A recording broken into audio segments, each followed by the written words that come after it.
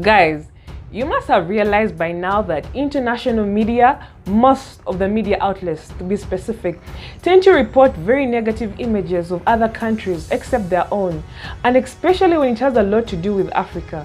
The stories, the depictions, most of them are negative. But the question is, do you know why?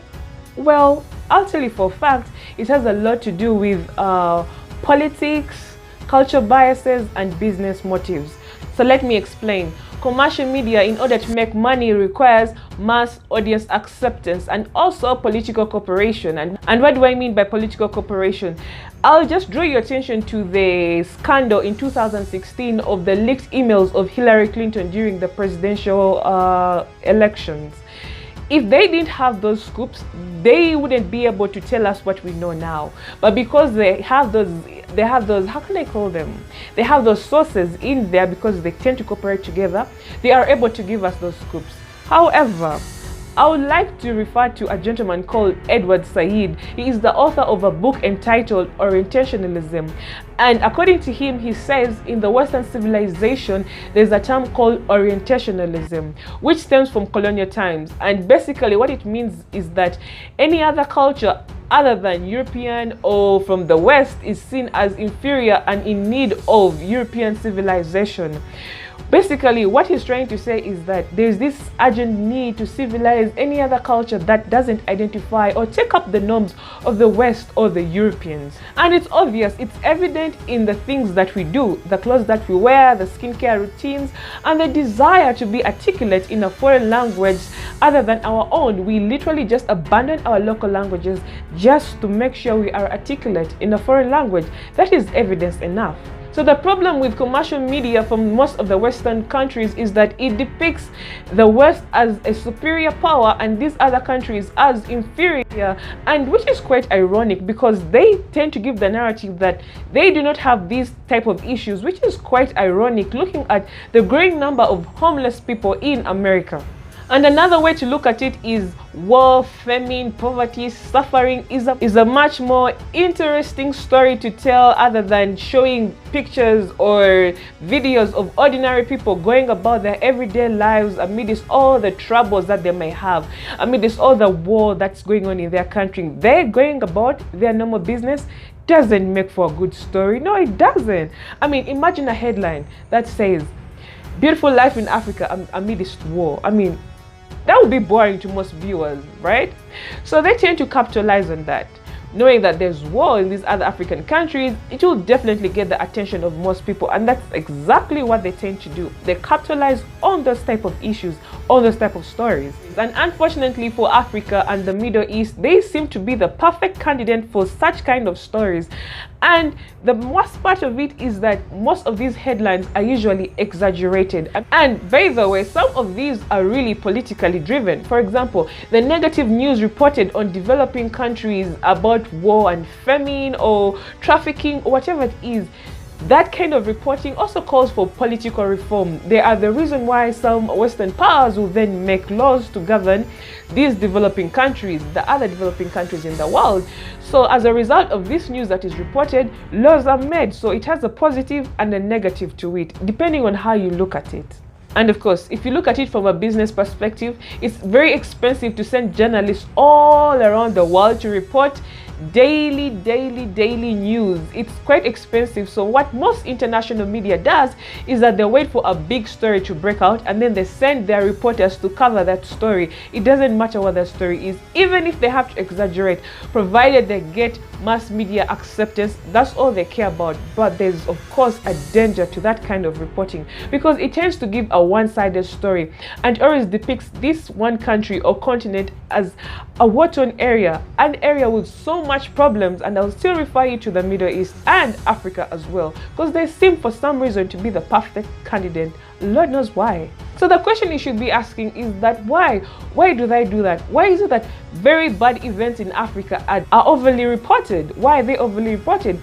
Well, I'll give you two reasons. Well, some of it is due to ignorance and the other reason is because it is systematic, and this is what I mean. So the process of indoctrination starts from a very young age and it's so subtle that you might not realize it. So by the time someone becomes an adult, they've already internalized certain images and practices of people, even though they've never never been to such countries. For example, unless you live in Africa or you are a black person, you'll never try to understand what is wrong with the media trying to show images of poor people, people from war-torn areas, poverty and all of that. You won't be able to see any harm in it, except if you're living in Africa, because you'll know they only show a one-sided story, most of which is usually exaggerated. And the danger of telling that type of story is that it has serious repercussions to the receiving end of the story. I'll tell you for a fact, it will damage foreign trade between that country and other countries because of the way they are depicted, and it will also destroy marriage prospects. It will destroy the process of making friends and so many other things, because people are seeing you in a certain light that is not even true. And when it comes to issues pertaining Africa, I need to tell you, Africa is indeed a Pandora's box, because even we people living in Africa still find it a mystery to discover new things about our continent every single day. When it comes to nature, when it comes to people and culture and the type of growth that we have, it's just crazy. And this is the danger of this subtle indoctrination that we have been given ever since we were young. Let me ask you a question. When you think of Arabs, what comes to mind? How about Indians? Asians? Mexicans? How about blacks? I'm sure you already know the answers to this question, and that is just to prove to you that indoctrination has a very negative stereotype to it. Unless you're enlightened, unless you really go out of your way to find out the truth, you might never really know. You live your life knowing this negative truth about a certain type of people, and that's the danger of a one-sided story. However, I must say, reporting of bad news in Africa doesn't bother me at all. It doesn't. Indeed, bad news, bad events should be reported. But the question is, are you telling the other side of the coin? For example, when you say there is Ebola outbreak in Democratic Republic of Congo or Uganda, do you then tell the people what the governments are doing to resolve that issue? Are you telling them how people are being vaccinated, how they're quarantining people so that the disease doesn't spread? And when it stops, do you take time to educate people, to tell people that, you know what, this situation is under control, everything is well? Do you tell that? No. Most times international media doesn't. They just keep the story rolling because all they want is the attention of the masses. They need you to keep hooked on their television screens, and that's the danger still of a one-sided story and how the media continues to kill the image of Africa in general. And there is a historic framework that depicts Africa as a dark continent, so everything negative, whether true or false, that comes out of Africa, people tend to believe it. Even if you came and said, you know what, I found three-eyed people, very dark, from Africa and they eat people, people tend to believe you because Africa has been depicted as this very dark continent, and most international media tends to capitalize on that and causing issues for Africa when it comes to investors, and even when it comes to African Americans or blacks in the diaspora who want to come and settle back in the continent, or if they want to make roots with the people in Africa, they are scared because of this false depiction of Africa, and it doesn't stop there. Unfortunately, even the public figures that we hope when they come they will change the narrative and tell the truth about Africa, they don't.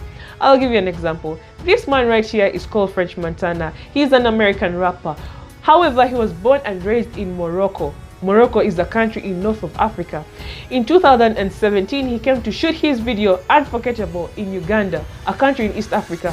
But this is what he had to say. Because in Uganda, they don't have TVs, so all their moves is unique because they learned it to the beat of the music. So I was gonna fly them out, but you know, I was like, I have to go there and see why these kids are smiling so much. Why they smiling with nothing? You know, why they dancing on top, like they was barefoot, they dance on top of rocks and listen. I'm like, wow. Now you can imagine a gentleman who grew up from Africa has that to say.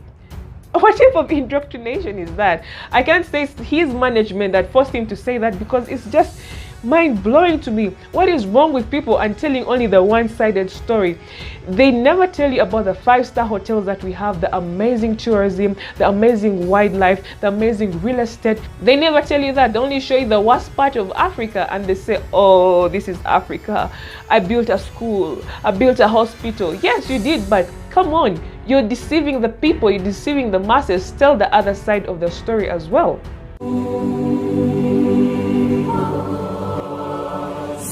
Yetu yetu, yetu yetu, amina,